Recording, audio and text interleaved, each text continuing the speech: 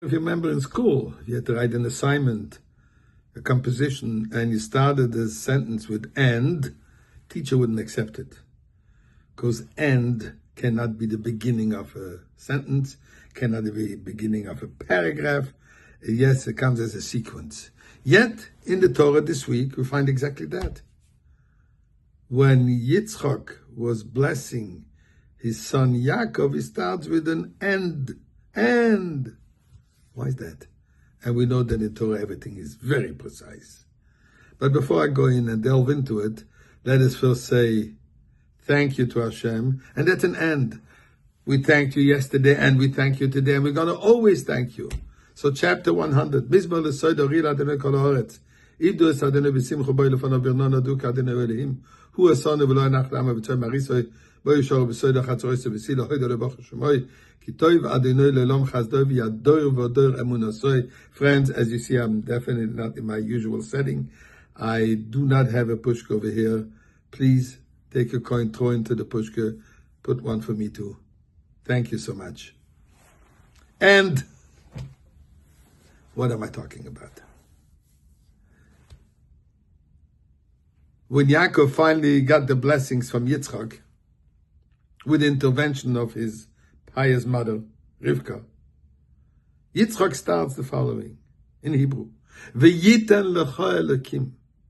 And God should grant you mital hashamayim, of the dew of heaven, umishmani haaretz, from the fat of the land, v'roik dagan v'sirish, an abundance of everything. And v'yiten lecha, that would be appropriate for the second blessing, and he should give this too. Why is he starting out with v'yiten lecha, and he should give you? Now here's another question. What is it? Who does he invoke? Elokim. God manifesting himself in the name of Elokim. We say Elokim, although it's with a hey, but we don't pronounce it out of respect for God's name. So we know the names of God are manifestation of God on different actions, so to say. Because God per se, the essence of God, has no name, because name is a definition. So when we say Elokim, that means that God is manifesting himself in the name of Elokim. As an example, creation, Bereshis bara Elokim. In the beginning, God created heaven and earth. There it says the name Elokim.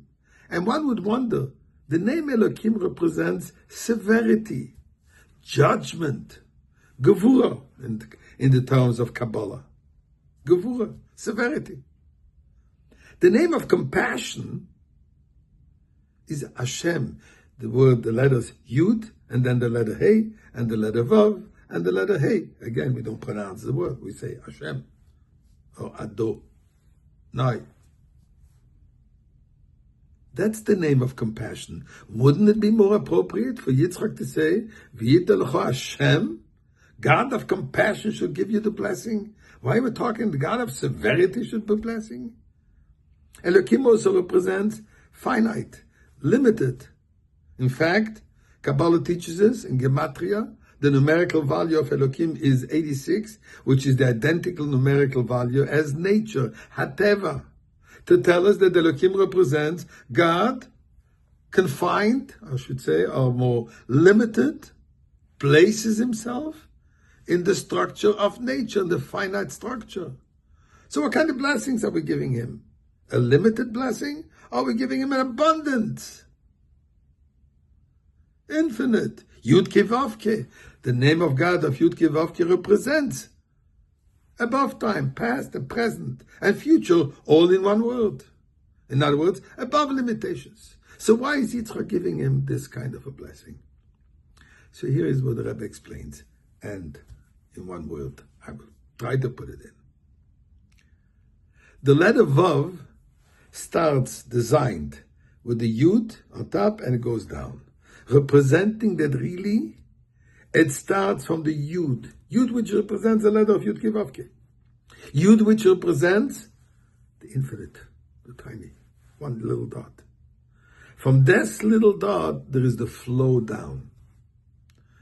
So Yitzchak is saying, V'yiten. You should know, the blessing that you're receiving is starting from the infinite, flowing down. But Elokim, it's going to be given to you in a way that it's measured that you should be able to appreciate it. A blessing that you can absorb, a blessing that you can receive, a blessing that won't destroy you because it's too much, and it will be measured to your specificity. But as Rashi says, V'yiten also means I give once, and he will give again, and again, and again. So we're asking God, Nu V'yiten, give us already the Beis HaMikdash, give us already the redemption.